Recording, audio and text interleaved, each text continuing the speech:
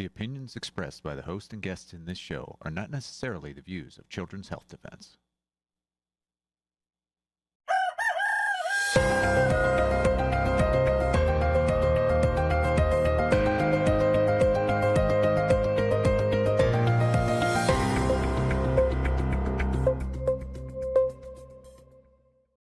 Good morning, CHD. It is Wednesday, the 17th of June, 2026, and this is our headline this morning. It's from Ed Dowd. It says, we've added another 3 million disabled since COVID vaccine rollout. Former BlackRock fund manager says disability numbers continue climbing while excess deaths remain above normal. Well, let's get straight to it and bring on Ed Dowd. Good morning, Ed. Good morning, Polly. Good to be here. First, the headline is a little too optimistic. It's actually 6 million since the COVID shots rolled out.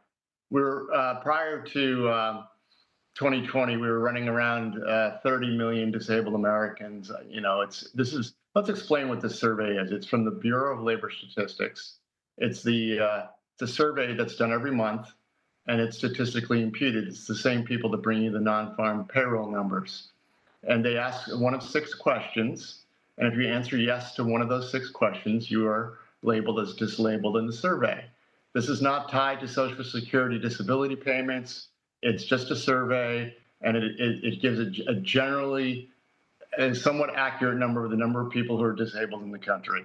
And so prior to COVID, it was running 30 million the prior 4 years. Then around February of 2021, right around the COVID vaccine rollouts, it started to trend way higher, and we saw at the time what we calculated as a 3 standard deviation trend change, meaning it's something had happened to the health of the United States population. Since 2021, we've added 6 million disabled individuals over the last 5 years. And we shot up very quickly in the first couple of years of the vaccine rollout to 3 million. We plateaued for a little bit. Then we started making new highs in 24 and 25. And in 25, we hit a high in November of about 36.6 million disabled. And then just recently this May, after going sideways for a little bit, we hit a new all-time high. And I want to note, the chart that we follow is straight from the BLS government data sources. And it inflected up, like I said, at a 3 standard deviation trend change. And the slope has actually gotten worse in the last couple of years, so it's accelerating now. So this is an indication that the general health of the U.S. population is not getting any better; it's getting worse. These numbers continue to climb. We corroborated this information with our research into the UK disability system, which actually goes into very granular detail on what some of the causes are, and they saw similar increases in their disability payments, which we don't track in the U.S., but we track just general people identifying as disabled. And Ed, the cost to the nation for 6 million more people with disabilities must be phenomenal. Well, the insurance companies are showing the numbers. They have increasing disability claims. What they've done is to paper over the problem, they've raised prices. That's what they do. And so, the payouts to disabled people has gone up. Insurance companies have just raised prices across the board. The U.S. government's obviously paying more in Social Security disability payments. And again, this is not tied to that. This is just people indicating that some form of their mobility and health and ability to work has been compromised in the survey. So it shows the general direction of the health of the U.S. population, and it's going the wrong way. People who say that it's not the COVID vaccine point out, it's due to illegal immigration. Let me just say that illegal immigrants, while they can be picked up in the survey, tend to avoid any contact with the government, so they tend not to be participants in the survey. People say it's the baby boomers aging. That can explain only a portion of it. You don't have a 22.5% increase in 5 years because of a slowly aging population. So some of those increases can be explained, but a very small percentage. Something terribly went wrong in 2021. I obviously, and a lot of people that use their common sense and brain, blame the COVID vaccines, which was an exogenous event that was imposed upon the people of the country through mandates. And if it's not that, then what is it? And what I find curious is the silence on this disturbing issue, and the silence from both administrations. Unfortunately, the Biden administration and the Trump administration seem not that terribly interested in talking about this. So that's disability, but what about the death following COVID? We know that so many people died following the COVID shots. You've talked about disability being on the rise. Do we know what the death rate is? Well, the death rates come down. So in 2021, the total U.S. Excess deaths was about 30%. Those who were in the insurance group life policies, it was 40%, and it should have been the opposite. So what that said to me is that the mandates had an impact on those who were employed, and their excess deaths were higher than the national average, according to the insurance actuary statistics in 2021. The good news is the excess death rates come down. We're not tracking it anymore because we did all this work for free. We stopped doing research in 2024, but there are others who are doing it. Ethical Skeptic online says it's running between 5 and 10%. And Swiss Re, a Swiss reinsurer, has said that excess mortality is going to stay longer in the U.S. than previously thought. That they estimate anywhere from 5 to 10%. Of course, they blame COVID. They don't have.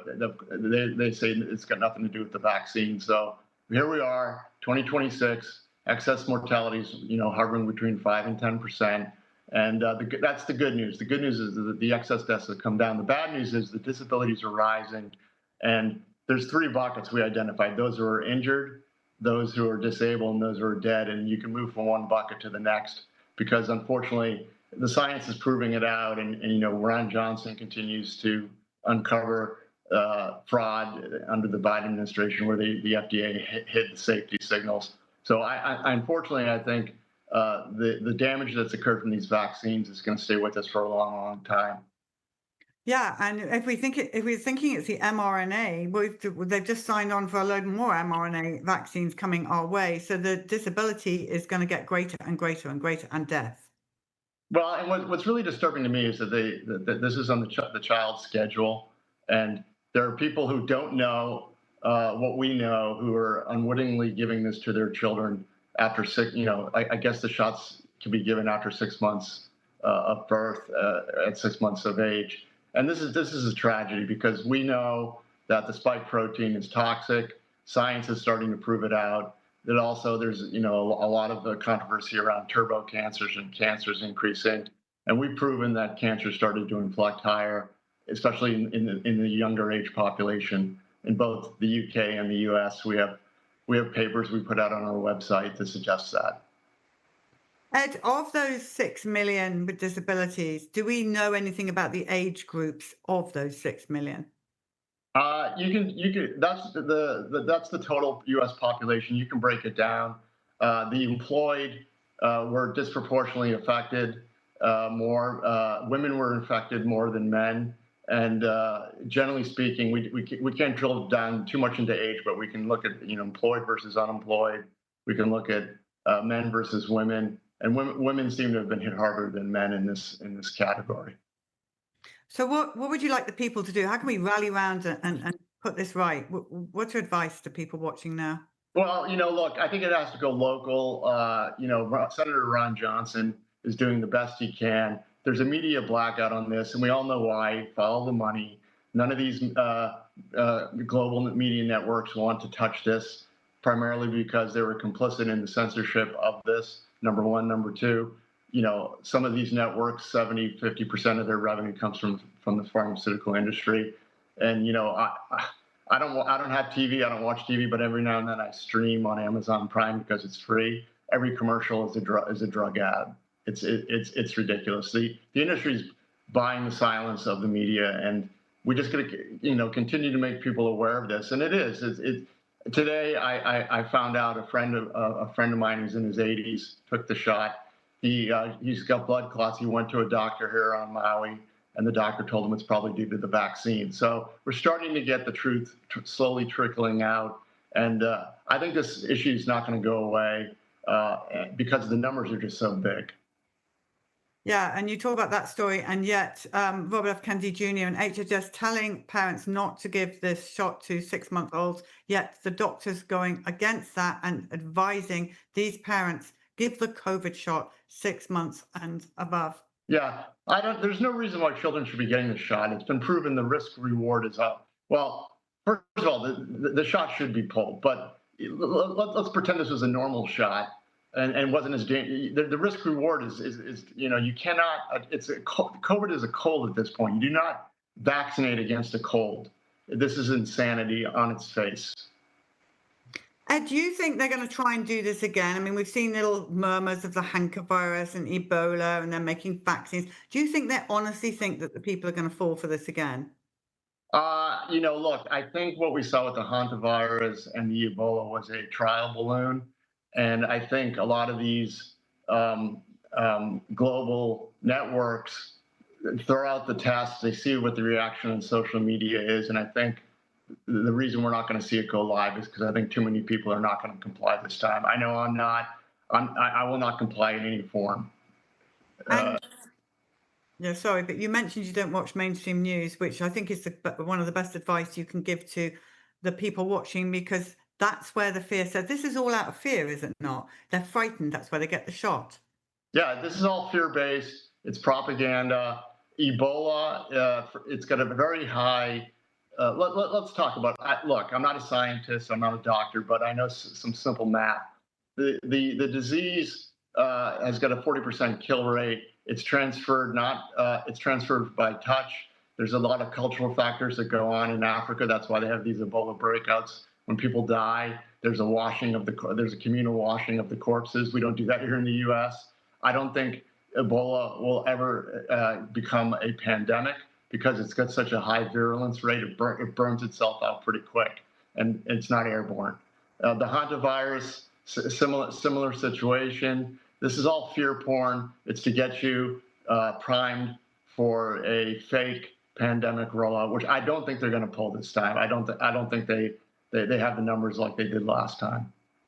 So, Ed, what are you thinking their next move will be? Look, honestly, I think I'm very cynical. I think this is just ploys to get more money from governments. So the WHO is struggling for funding. So they launch these fierce tactic operations to get more money. I'm that cynical. I don't think they're going to go launch this or have the capabilities to go like they did last time with COVID. It's more just fundraising for them, in my humble opinion. Okay. And Ed, I know that you're on X, but how can people follow you? I have a personal website, eddowd.com, where you can sign up, and I will communicate very infrequently in case there's censorship again. And secondly, I offer consulting services if you so wish. All our research and financial research is on financetechnologies.com. Well, Ed, thank you for being on CHD-TV again, for your amazing knowledge and for all you do, because you do a lot behind the scenes and we don't see enough of you. But thank you for everything. And to people watching, you really do need to be following Ed Dowd. Thank you for being on this morning. Thank you, Polly. Great to be here. All right, everyone, we're going to go to Mothers to Be with Isabella Yon.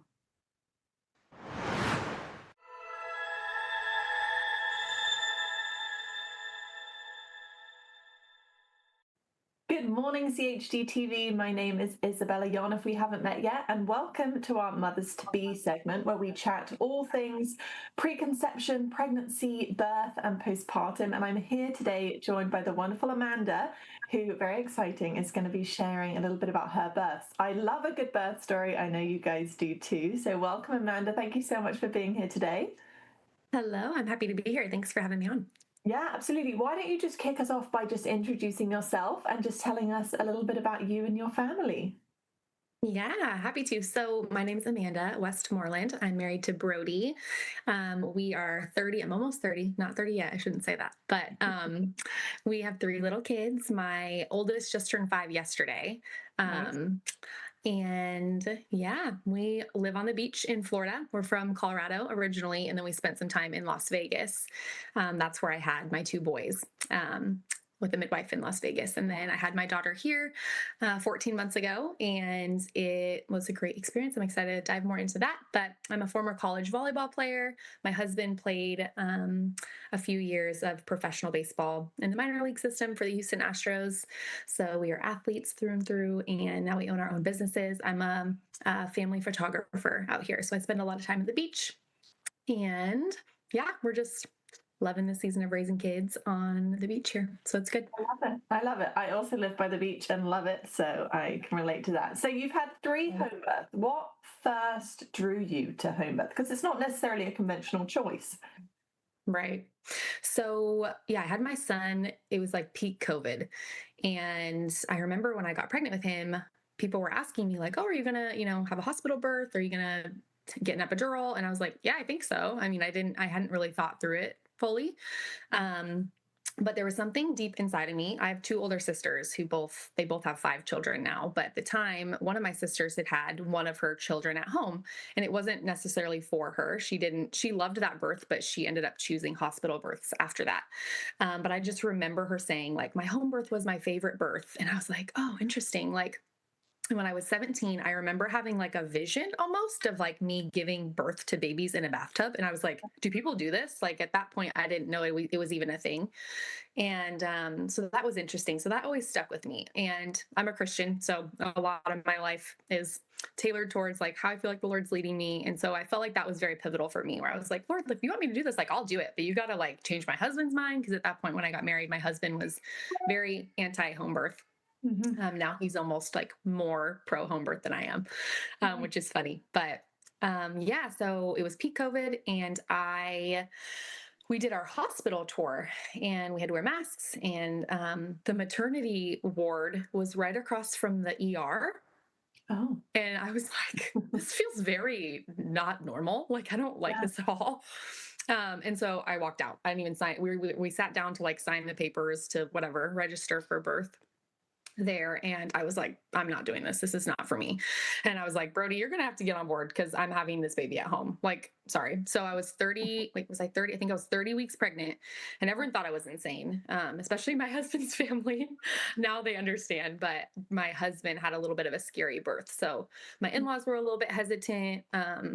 And it was hard. That was hard to go through because I knew it was the right thing, but getting other people on board was hard. And it really took off. I think it was like in 2020, you may know this statistic, but it was like it went from 1% of births to like 2% of births were at home after COVID, which doesn't seem like a big jump, but it actually really is. Oh. So it was like during that time, I was kind of one of those people that made the choice. So I love it. In a nutshell.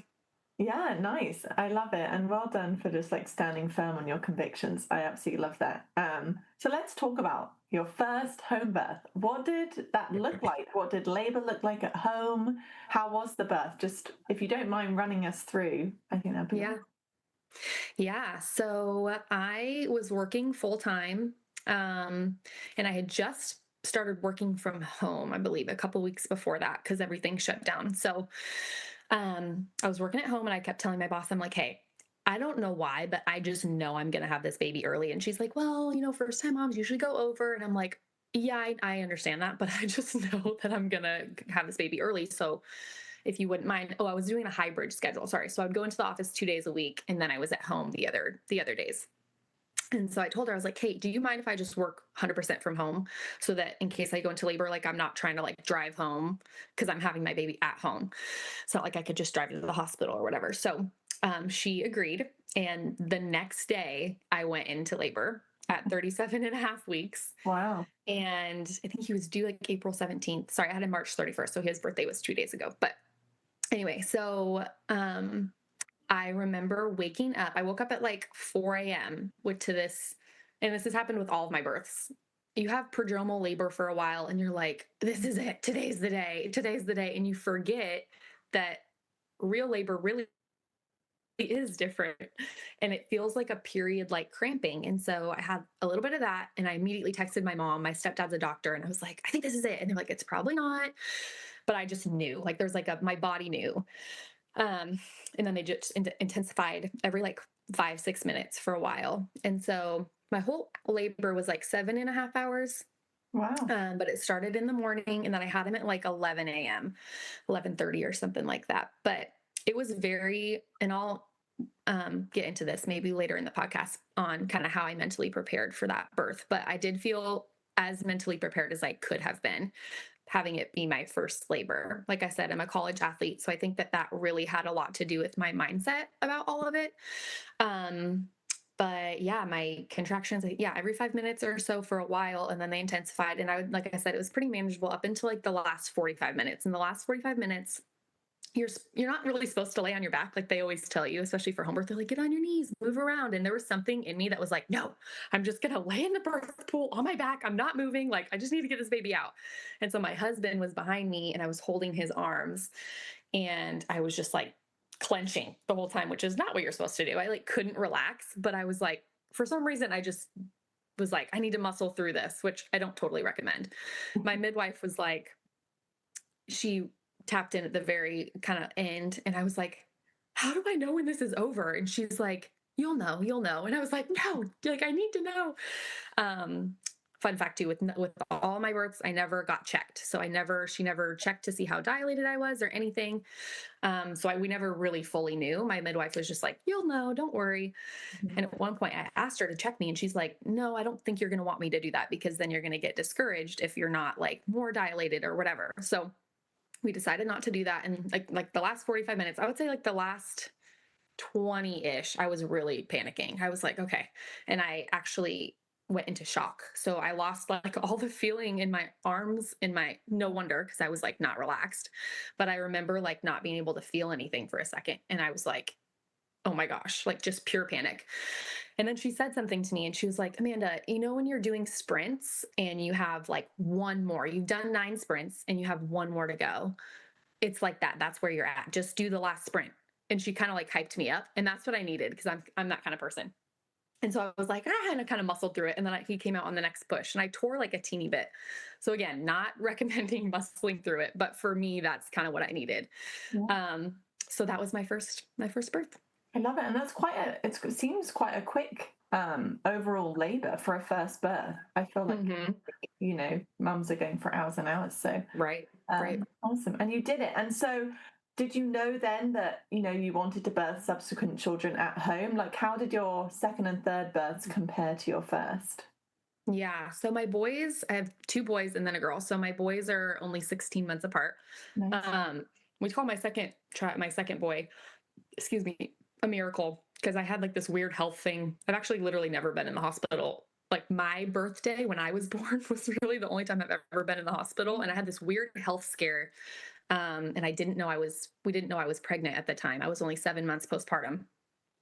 I got this really weird, like gastrointestinal weird thing. So I went to the ER, and they were like, you're not pregnant, are you? And I was like, no, there's no way that I'm pregnant, because I hadn't had my cycle back yet. And so they were like, well, we're not going to test you. The hospitals in Vegas are like, not great. So they should have tested me, but they didn't. And I was like 3 weeks pregnant at the time. Anyway, and they gave me they were like, well, we're going to give you a bunch of pain meds. They didn't help me at all except give me drugs. But I was like, okay. So they gave me a bunch of stuff. They're like, you're probably going to miscarry if you are pregnant, based on everything we're going to give you. And I was like, okay, well, I'm not pregnant, so it's not a big deal, like whatever. And I ended up being pregnant, and he's totally fine. So it was kind of a weird thing, but I was really, really nervous my second time around, more than my first. Cause my first, I was like, ignorance is bliss. I don't really know. I've never given a birth to a baby before, so everything's going to be fine. Everyone was always like, just wait till you're actually in labor. You're going to want that epidural. And I was like, don't put that on me. Like, I was like, I'll be fine. Yeah. And then in the middle, like I remember saying after birth, I was like, yeah, I mean, I can understand why people want epidurals. Like after that, I had a little more empathy. I was like, oh yeah, I get it. It's not for me still, but like, I understand. But with my second, it was almost like I wasn't far enough removed. Like I still remembered the really intense parts. And so that was challenging for me. It was the best postpartum experience, but that birth, it was a little bit quicker. I was more nervous about surrendering the timing of it. Like my husband was working a lot, and I was home with a little 16-month-old. And I was like, what if I just go into labor and I lost my phone or something, and I can't call anyone, or I can't get up? Like, I don't know. There was a lot of fear during that at the end. And so I finally just like surrendered it to the Lord, and I was like, God, okay, you know that I have a little baby. You know I'm afraid about this. So like, just please just orchestrate it in your divine timing that like he's asleep or something. And that's exactly what happened. We put him to bed, and then I had my first contraction later in the evening. I got a couple hours of sleep, and then I had my first contraction at like 11 p.m. And then I had him at 4 a.m. in my bathtub. So, and that one, yeah, that one was it was more intense. He was a smaller baby, which is interesting, but he was just like, I don't know. I wasn't as mentally checked in as I was with my first, because I think I had just like remembered the intensity of it all. So, but I learned a lot through that. Yeah. Would you say, we've spoken a little bit about like fear and anxiety. First of all, how did you combat those feelings going into the birth experiences? And also, would you say that like your ability to overcome these feelings grew with each birth and each time that you had a baby? Yeah, totally. Totally. So I would say at the end of that birth, or at the end of towards the end, I remember I had to like check in with myself, and I'm like, okay, I had the same midwife. So she knew my story and she knew what I needed. So she's sitting there like rubbing my hand so it didn't go numb Nice. with my second one. And she was just like, Amanda, you've done this before. Like, why are you freaking out? You've done this before. God got you through it the first time. You're going to be okay. Like, it's really intense right now, but like, you're going to be okay. And I just really had to just remember that the Lord doesn't give us a spirit of fear. And I called my sister in Australia who has 5 kids, and she was the middle of the night for us. And it was like the middle of the day for her. So it worked out great because she was not asleep, and she answered right away. Perfect. And I was like, I'm in labor. I'm like shaking with fear right now. And I like, no, this is not from the Lord. So like, would you please pray over me? So my sister prayed over me, and like immediately all the fear was gone. And it was like the most intense part of the birth. So I just kind of had to mentally check in and be like, okay, panicking is not going to help me at all. I know that I'm going to get through this. And on the other side, I'm about to meet my son. Like, and my oldest is about to have a brother. Like, this is so crazy. So I really had to transform my mind, and only God gives us the power to do that, right? He gives us the ability to transform our mind. Be transformed by the renewal of your mind. So that was something that I just kept replaying in my head. And I had a birth song for both of my boys that I would listen to during my pregnancy. And not ironically, but both of them were actually born like while that song was playing, which is super crazy. So with my first, it was called Hand of God by Ernest something. And then it talks about how like nothing's too hard for God. And then my second birth, it was the song Same God. Like, you're the same God today, yesterday. And that was like playing in my head the whole time. Okay. I'm like, okay, God's the same God. He got me through the first one. He's going to get me through the second one. Nice. So I just really clung to that.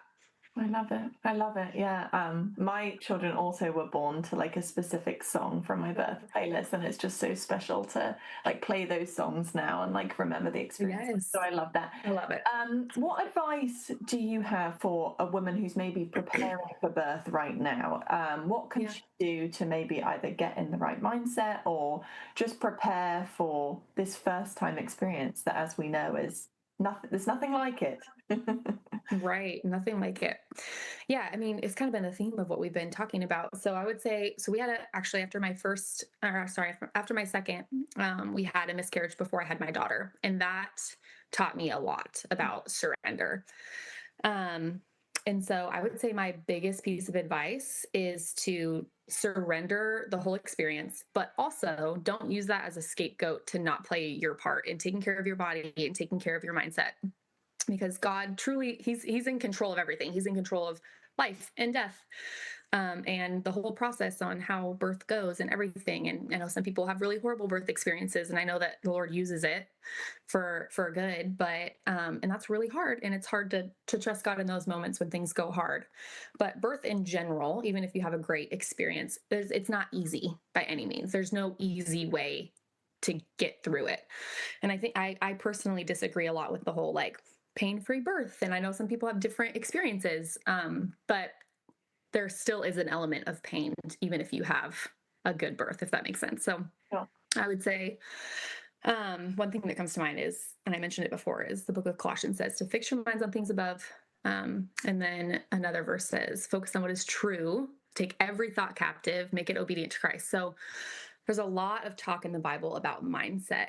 And I think one thing that we can do preparing for that is to really train our minds. And one way that I personally did that while also surrendering was to really train my body. I worked out throughout my whole pregnancy with all of them. And I'm not saying I was like doing anything crazy, but there's a whole there's a whole thing called perceived level of exertion. So if you feel like something's really hard, then it's training you, if that makes sense. It doesn't mean you need to be doing the same thing as Joe next door.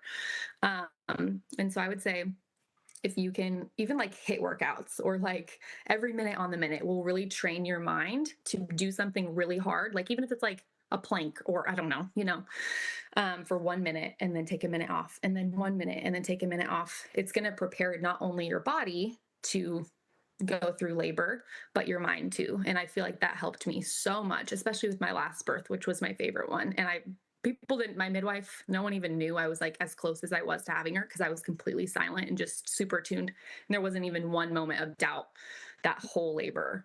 I was like so in tune and mentally in check. And I think that also has a lot to do with my boys.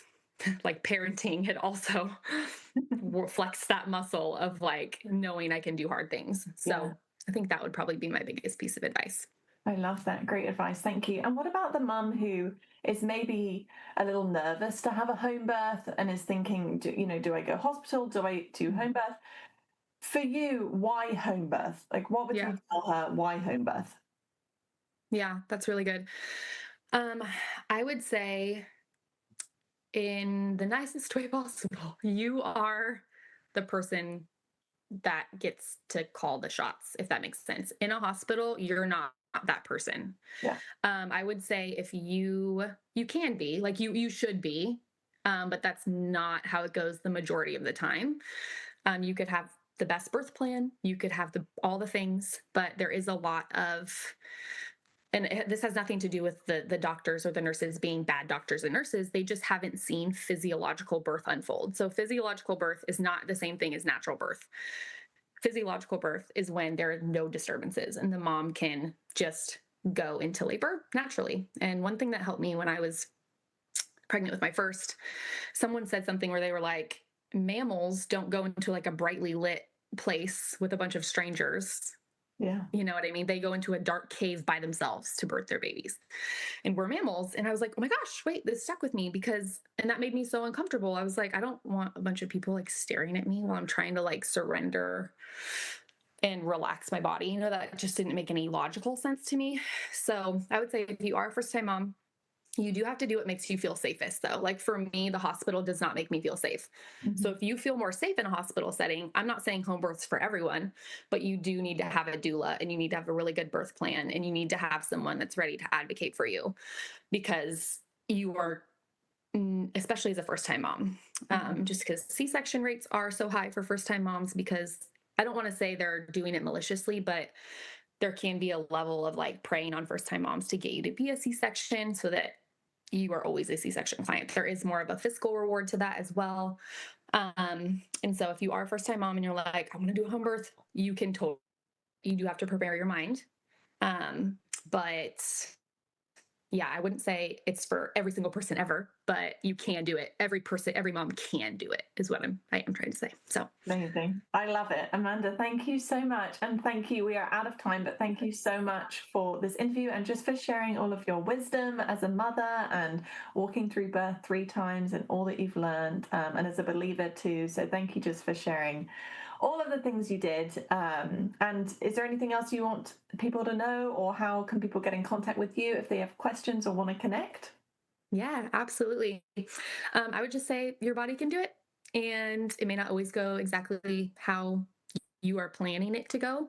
I also want to say with the whole mindset thing, it's not like God's a genie and we're not sovereign over our own births, and our minds can't necessarily create reality, but they can affect our own physical realities on the way that we respond to things. So I want to clarify that as well. But yeah, I'm on Instagram. I don't post my family or my kids on social media, but you can follow me and I will respond to you on social media there at amandawestmoreland.photo.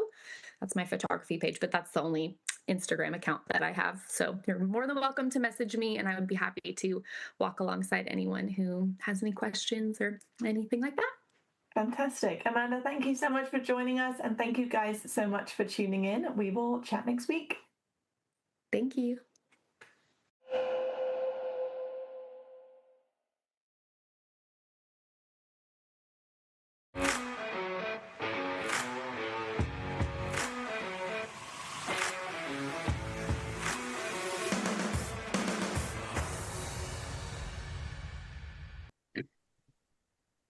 Well, good morning, everyone, and welcome to another EMR and wireless segment. My name is Miriam Eckenfelder, and I am the director of CHD's EMR and wireless program. And as I'm sure many of you know, CHD had its first lobbying day in DC last week, and it was a really great event. The EMR and wireless program was there and was well represented, and we met with many lawmakers and advocates to talk about wireless harms and the sensible placement of wireless infrastructure. And with me on this hill crawl was a fellow advocate and telecommunications attorney, Zoe Berg, who will be our guest today. And she also most recently joined our team here at CHD. So we're very happy to have you here. Welcome, Zoe. Thank you so much for having me. It's a pleasure to be here. Well, it's great to have you. And we are going to chat a little bit about our experience on the Hill last week so that our viewers get a sense of how that went. And we'll also discuss some takeaway and next steps. So Zoe, let's first introduce you to our audience. You are a wireless telecommunications attorney and you represent residents and municipalities in cell tower fights. So tell us a little bit about that and why did you become involved in the wireless space? And what is it about fighting unwanted cell towers that you think is really important? Sure. Well, thank you again for having me. So I am Zoe Berg. I'm a wireless telecommunications attorney. I work actually with my dad.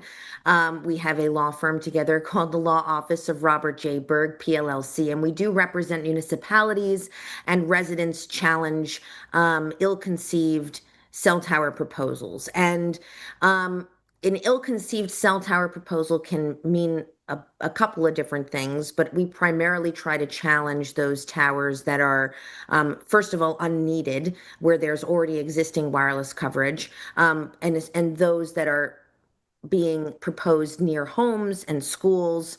I became interested in this issue after working at an environmental health nonprofit organization on Long Island called Grassroots Environmental Education, and I became well acquainted with the peer-reviewed independent scientific research at that organization on the adverse health impacts linked to wireless radiation exposure.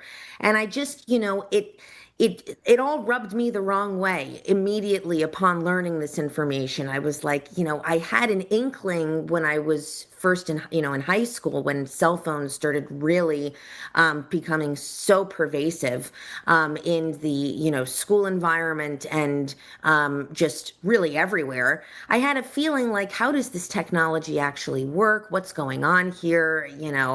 I just had like an instinct that there was something, that I should know about handling these devices in a more, mindful way. And then, working with that nonprofit that confirmed sort of some of the trepidations that I had because there was all this research linking exposure to the kind of radiation emitted by wireless devices like cell phones, like cell towers, like Wi-Fi routers and Bluetooth headsets, to things like sperm damage and different types of cancers, thyroid cancer, malignant schwannoma cells of the heart, and oxidative stress and a whole host of other debilitating conditions. And it really inspired me to want to pursue a field in telecommunications law because I was noticing that there were these very powerful industrial facilities, wireless facilities being installed in close proximity to where people live. And based on the science that I had been reading, this is science from the U.S. National Toxicology Program, which is a branch of the National Institutes of Health, and from Harvard and from Yale and from Kaiser Permanente and all of these different well-established prestigious research institutions. I felt like we need to ensure the responsible siting of this technology. It's not about being anti-technology, it's about responsible and thoughtful placement. And so that is what inspired me to pursue a career in telecommunications law and to advocate for policy changes on the Hill, which is why I was so excited to be with CHD and 704 No More last week, speaking with lawmakers and advocating for, a change in the regulatory framework that takes into consideration all of the emerging science and existing science indicating that this stuff shouldn't be close to where people live and work and play. Right. And I always find it fascinating, like when you think about how thick the science really is and how much is out there, and then sort of like the lack of consideration on the federal level of all of it, right? It's a really, really interesting and shocking scenario. But let's talk about the legal landscape for a bit, because when we're fighting cell towers on an individual basis in communities, we do so on the local level, right? You do it with your law firm, and then we do it through the Stop 5G initiative. But this entire space is actually heavily governed and preempted by federal law. And I'm sure that our viewers are aware of that because we talk about it all the time. The Telecommunications Act of 1996, and specifically Section 704, in particular, restrict decision making on the local level, and they prohibit local authorities from taking the health and the environmental effects of RF radiation into account when they consider applications for cell towers. So all of the science that we know about the health and environmental effects actually does not matter on the local level because they are not allowed to take that into account as long as the emissions are not exceeding the FCC exposure limits that are outdated and entirely inadequate. We spoke about the court case and the mandamus in past shows. So this is why we actually went to the Hill to lobby, to point out this bizarre scenario where, the health impact cannot be taken into consideration as long as a tower operates under limits that a court has already held are inadequate. And so that needs to change on the federal level. So tell our viewers a little bit about like what we did on the Hill, Zoe, and how it all went and what impressions we took away. Because we met with a lot of different offices, and we met both with like lower level staffers, and then we met with legislative director and higher level staffers, as well as some representative and senators. So it was just a very interesting mix of experiences, was it not? It really was. And I felt that it was a very fruitful experience. I have lobbied on the Hill previously in previous years, and there is just such a lack of education on this particular issue. I think, what we see is that, well, the telecommunications companies have, tons and tons of money and resources. And so these offices are constantly being, they're being met with the lobbyists for the telecommunications industry. And there's not a consistent presence on the Hill where people are actually educating these staffers about the latest peer-reviewed research on the topic of wireless radiation exposure and on, why Section 704 of the Telecommunications Act of 1996 is so problematic from a local government control perspective.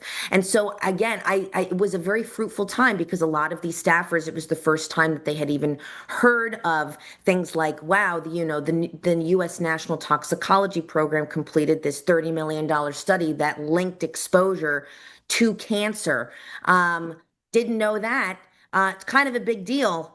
kind of a really, really big deal. So it was really, I thought again, it was really important that they be aware of the research that has been conducted in this area and briefed on why local governments are the entities that are best suited to make sound determinations about where these facilities go within their own communities, as opposed to, the telecommunications industry, which is always seeking just broad preemption of local control over the siting, because as we know, telecommunications companies don't like dealing with, the local permitting processes. They find it burdensome and expensive, and they just want to put their stuff wherever they want to put it.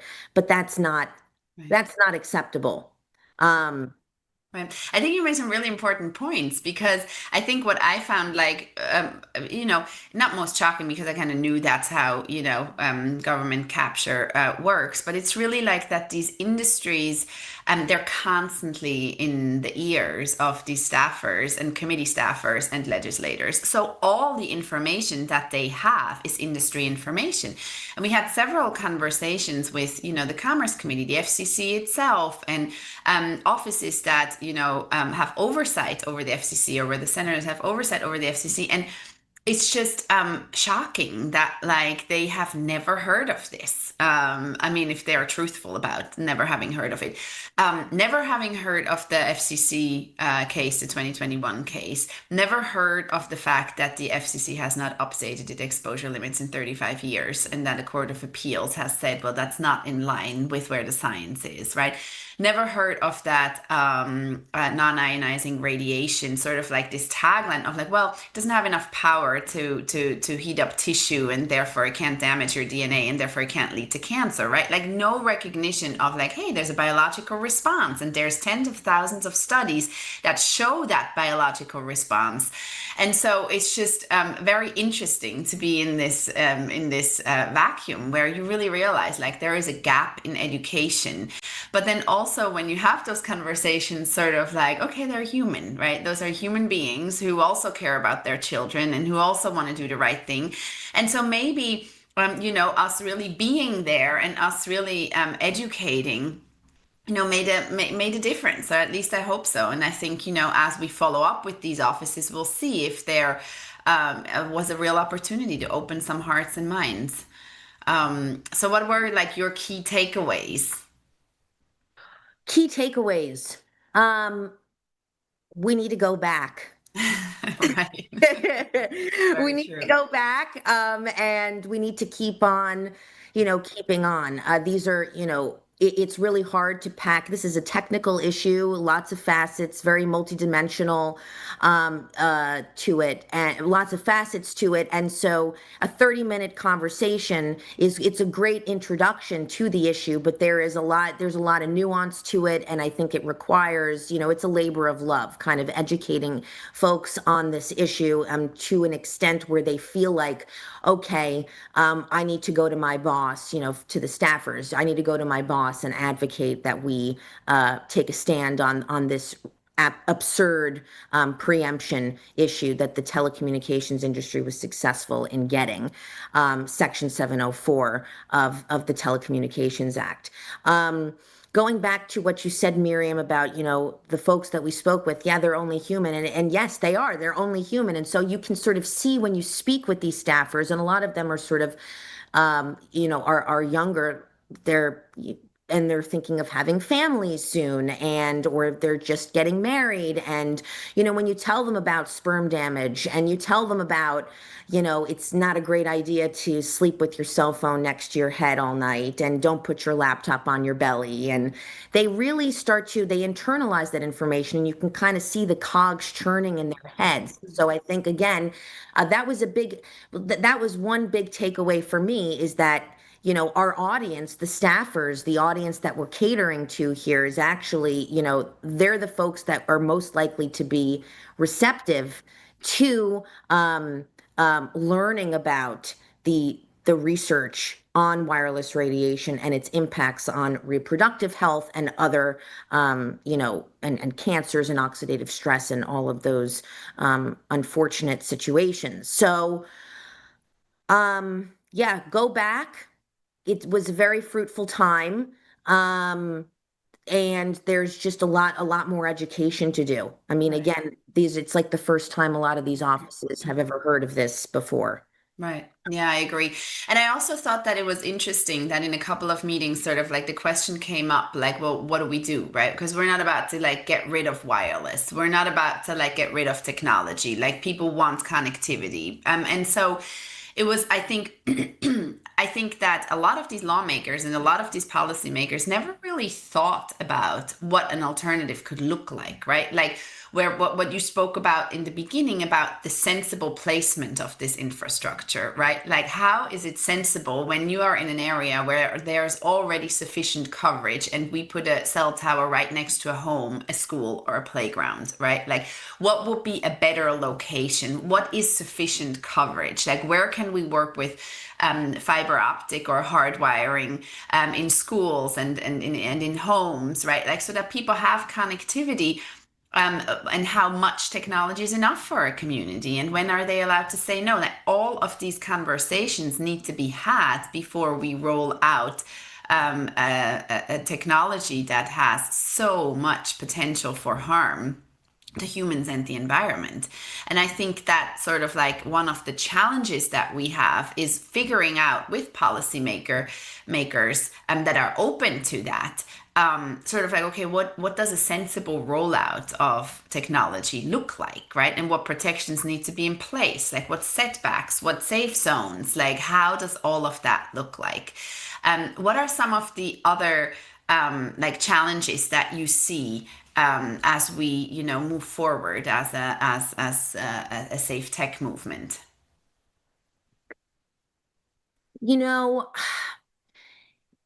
Technology, it's hard to predict exactly what the trajectory of technological advancement is going to look like. But we have a sense of, 6G is coming. How do we sort of get ahead of the curve there in the permitting process and sort of educating communities about, about this issue before that rollout begins. So that's going to be a challenge for us. And I think, what's been a longstanding challenge, which is what sort of the general theme of our conversation has been, is just education generally on the subject and making people feel invested in wanting to pursue the adoption of wireless telecommunications ordinances, local laws that create necessary buffer zones and randomized radio frequency exposure testing of existing facilities to ensure compliance with current limits, even though those limits, for lack of a better word, suck. They are what they are as of now. And so we want to ensure at least that they're operating within those limits at the expense of the telecommunications companies. The local government shouldn't be the ones, shelling out the money to ensure that their equipment is operating legally. So I think, it's just, it's education. It's, we're up against it's a David and Goliath battle. You're up against a really large machine, a very powerful industry, one of the most powerful industries on the planet. And we have to continue to hammer home the importance of responsible cell tower siting, especially with the advent of 6G and new technologies coming onto the market, which we don't really know the effects of. Right. Right. And I mean, I think along those lines, also like proper studies on 6G and even higher frequencies than 5G, long-term 5G exposure studies that are but that are not solely funded by independent institutions, but where the government puts real money and real effort behind some of these studies that need to be done. And so I agree with you. There are a lot of challenges and there are a lot of steps that need to be taken. And, you know, none of this could happen without the people pushing for it. None of this will happen without the people pushing for it. So we need everyone who has an interest in this subject to be involved, to advocate, to be outspoken, to learn, to educate others, to participate in campaigns and action alerts, and to be willing to sort of like come with us on this journey to change the paradigm. Well, Zoe, thank you so much for joining us today. It was a pleasure to have you here. It's a pleasure to have you on the Hill. Thank you very much. Thank you so much for having me. Absolutely. And so now before I let everyone go, I want to put a couple plugs in. So first of all, I want to remind everyone to please make their voices heard. Like I said, take our action alert to push back against this federal cell tower rollout. Echoing what we just discussed, add your voice to the action alert that tells President Trump, Congress, and the FCC to slow down the wireless expansion until the FCC complies with the 2021 DC court order, takes the most up-to-date science into account, and promulgates new and more accurate exposure standards. I'd also like to put a plug for an upcoming book that is titled Unplug. And sort of like along the lines that you can't see it, you can't smell it, you can't touch it, but wireless radiation is really all around us. And in Unplug, a radiologist explores the damage caused by electropollution and how you can prevent it. Robert Brown, who is a medical doctor, he draws on years of research and medical expertise to help readers understand today's wireless environment and to learn practical ways to reduce exposure in an increasingly wireless world. You can now pre-order this book on Amazon. It is, the link, I believe, should be in the show notes. It is promised to be a great read. We're going to continue to promote it. We also encourage everyone to go follow us on social media. We are at Stop 5G Near Me and at 704 No More on all major platforms. And I also hope that all of you are going to 704nomore.org and are subscribing to our newsletter so that you can be kept up to date in what is happening in the initiative and in the wireless space. Now stay tuned for the People Study Story of the Day and have a wonderful week.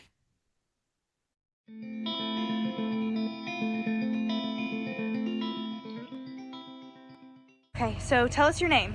My name's Nancy Wilson. All right, Nancy. And what happened to you? Well, I was forced to take the COVID vaccines because of my employer, Ballot Health.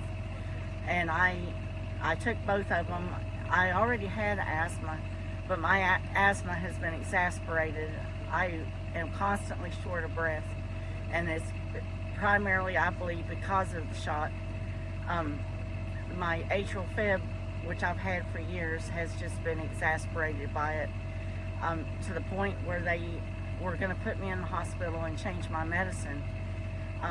But what they did was they told me to go cold turkey off the medicine, and that sent me into atrial fib. And when I went to the emergency room, of course, they tested me for COVID because everybody gets tested. And it came out positive. While I was there in the emergency room, an infectious disease doctor came in and she said, "We're going to start you on I can't say that name, but the R vaccine or the R medicine." And can you just let everyone know when this was? December of 2023. So this was literally just a month or so ago. Yeah, I spent 2 weeks in the hospital, or 1 week in the hospital and a week in rehab. They immediately said, "We're going to put you on the remdesivir." And I said, "No, you're not." And of course the doctor wanted to know why. And I said, "Because I worked for Ballard as a biller, insurance biller. I sent thousands of documented medical records of patients who came into this hospital completely fine, walked in, received that medication, and almost within a day or two was on a ventilator, being held down by restraints, and then the next thing they knew, their organs had shut down and they were dead. So when you were looking at these billing, when you were billing, right, these insurance companies, how can you tell us like how much was, you know, a dose of the remdesivir, or how much it was for a ventilator? Like, how much were hospitals getting during this time? I don't know the money situation because I don't hospital bill, I doctor bill. But the medical, they had like $33,000 to $50,000 medical bills, because these people mostly spent time in the intensive care unit. That's expensive. Then they have the ventilator, and I'm sure the ventilator costs at least a couple $300, $400 a day to beyond that. And these people just literally were given a death sentence. And I told the doctor, I said, no, you are not giving me that shot or that medicine. And the very next day, another doctor asked me, and he said, I have to ask you. He said, because I'm an employee of Ballot, I have to ask you. And I said, I've already told one doctor, I said, I'll tell you, no, you are not giving me that medicine. And so he put it on my medical chart. I don't know what that does, but anyway, they never asked me again. What did they do instead? I was on just antibiotics, your standard, like, I don't even remember what the. But you got better. But it eventually got better. Tell them what else you were taking sneakily. I was sneaking in the ivermectin. I took it every single day while I was in the hospital. I didn't tell them I had it, and I. Yeah, Dr. Sid was like, so, but it was the very first thing, and the infectious disease doctor told me point blank, this is our protocol. We give everybody this. And I said, you're not giving it to me? And so it's still, in 2023, December 2023, the protocol is still to give remdesivir for COVID patients. Yeah. And that's crazy. Yeah, it is crazy. And I can't believe that my hospital, the hospital that I worked for, and the hospital that I go to still does that, knowing what it's done to people. Do you believe that if you had been on remdesivir, do you believe you would have made it out of that hospital alive? I'm not sure. The way I was breathing that night, I was compromised. They gave me oxygen. I don't know what would have happened if they'd have gave it to me, but I knew they weren't going to. Not unless they just gave it to me and didn't ask me. And when you said no to that first doctor who wanted to give it to you, how did she react to you? She got very upset and very hostile, and like, well, if you want to die from COVID, and I said, I'd rather die from COVID than die from that. That's what the doctor said to you. Yeah, the doctor told me, well, if you want to die from COVID, that's your business. And she got very mad, and she turned around and went out of my room and never came back. Well, we're glad you're here. We're glad you're here. Thank you for sharing your story. Thank you. Appreciate it. This and all CHD TV programming is made possible by generous support from viewers like you. Please consider making a contribution today to keep our programming going strong. Thank you.